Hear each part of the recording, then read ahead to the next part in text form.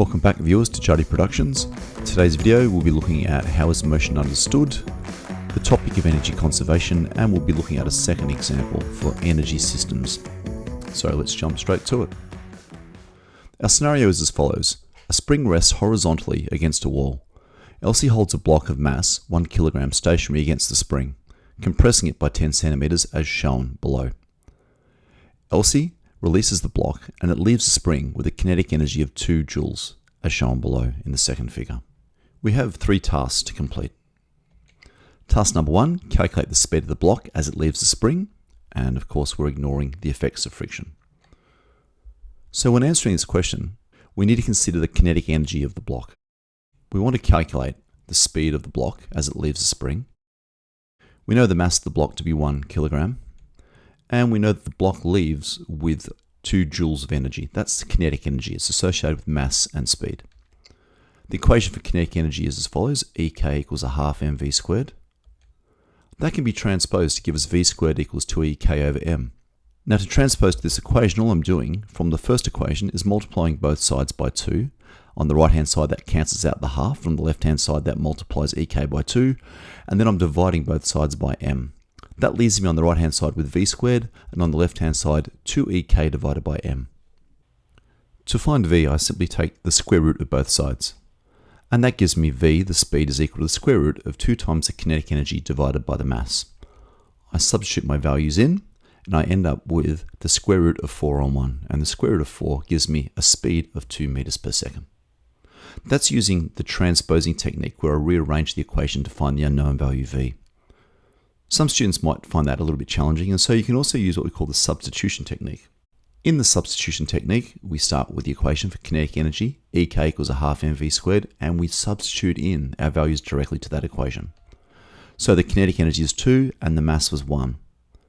All we're going to do now is simplify this. So on the left hand side we're left with 2, and on the right hand side we have a half of 1, which is equal to a half times v squared. So I now have 2 equals 0.5 of v squared. Now to get v squared by itself, I divide both sides by 0.5. That leaves me with v squared equals 2 over 0.5. I take the square root of that to find v by itself, and that once again also gives me a value of v equals 2 meters per second. Students can either use the transposing or the substitution method. They'll get exactly the same answer.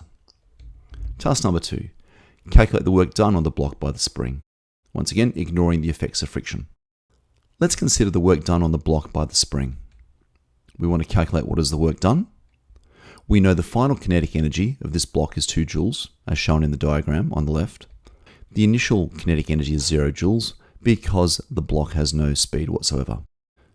So the work done on this block will be equal to the change in kinetic energy of the block. In this case, there's a gain in kinetic energy. It starts at 0 and it ends up with a kinetic energy of 2 joules. So we look at the changes being the initial subtracted from the final. 2 take away 0.